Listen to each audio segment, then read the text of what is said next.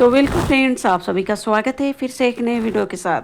आज के इस वीडियो में हम लगाने वाले हैं सूरजमुखी को, जो मैं सीड से ग्रो की हूँ। सूरजमुखी के पौधे को किस तरह की मिट्टी में लगाएं ताकि आने वाले सीजन समर सीजन में आप इससे अच्छी फ्लावरिंग ले सकें। तो चलिए जानते हैं किस प्रकार के सॉइल मिक्स सूरजमुखी के पौधे के लिए बनाना सही रहेगा।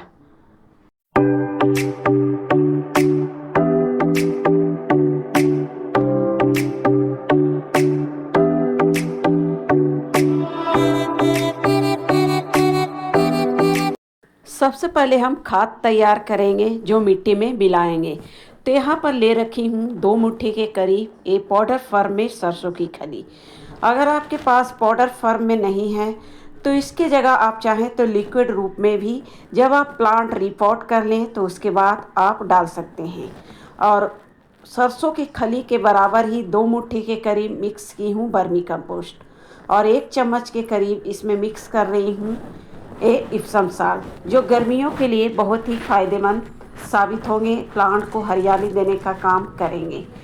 और उसके बराबर ही यानी कि 2 चम्मच के करीब यहाँ पर मिक्स की हूँ बोन मील।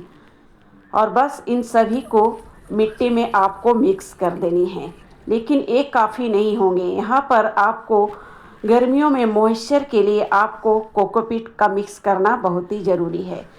आप कोकोपीट यूज कर सकते हैं या फिर उसके जगह आप राइस हस्क यूज कर सकते हैं, या फिर दोनों नहीं है तो आप सबसे इजी वे से मिलने वाला सैंड यूज कर सकते हैं, या फिर गंगा बालू हो या फिर जो घर बनाने वाले बालू होते हैं वो भी मिक्स कर सकते हैं। जो आपके पास अवेलेबल है कोकोपीट, सैंड या फिर गंगा रिवर, इन तीनों के अलावा आप तीनों को चाहे तो तीनों को मिक्स कर सकते हैं थोड़े थोड़े एक एक भाग के करीब, या फिर इनमें से एक चीज़ को आप मिक्स कर लें। क्योंकि गर्मियों के लिए जो मिट्टी बनाते हैं उसमें कोकोपीट आपके मॉइस्चर प्रदान करने का काम करेंगे, यानी कि प्लांट मिट्टी में नमी बनाकर रखेंगे। या फिर सैंड मिलाते हैं तो सैंड से मिट्टी की क्वालिटी भी ठीक होती है, उसके अलावा वो भी ड्रेनेज होल को आपके बेहतर करेंगे, यानी कि और इन सभी के अलावा आपको नीम खली भी इसमें मिक्स करना बहुत ही ज़रूरी है। आप चाहें तो इस समय अक्सर बसंत ऋतु में नीम के सूखे हुए पत्ते भी मिल जाते हैं, तो उन पत्तों को क्रश करके भी इसमें मिक्स कर सकते हैं।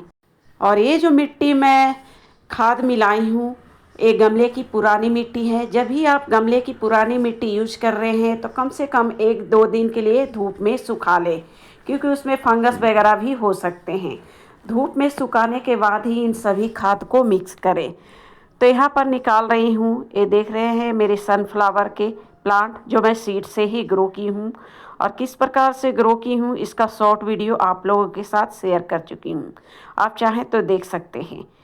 और इस प्लांट को दूसरे गमले में शिफ्ट कर दे रही हूँ ताकि ये प्लांट की ग्रोथ और तेज़ी से हो, और अप्रैल मई से ये बिल्कुल तैयार हो जाएंगे फ्लावरिंग के लिए, और आपके गार्डन में गर्मियों में भी रौनक इस फ्लावर से बने रहेंगे। तो यहाँ पर आप देख सकते हैं एक गमले ले रखी हूँ जिसमें नीचे के साइड में भर रखी हूँ एक किचन कंपोस्ट जो घर पर ही बनाई हूँ। थोड़े मात्रा में किचन कंपोस्ट को नीचे के साइड में डाल दी हूँ, और बस इस मिट्टी को जो सॉइल मिक्स मैं तैयार की हूँ इसके ऊपर से मैं डाल रही हूँ। आप चाहें तो इसी सॉइल मिक्स में लगा सकते हैं अगर आपके पास किचन कंपोस्ट नहीं है, ओनली इस सॉइल मिक्स में ही लगा सकते हैं। तो यहाँ पर आपको प्लांट निकालते वक्त आपको ध्यान देनी है कि मिट्टी सही थी, आपको प्लांट को निकालनी है, नहीं तो कभी कभी जब पूरी मिट्टी हटा देते हैं तो अक्सर प्लांट सूख जाते हैं।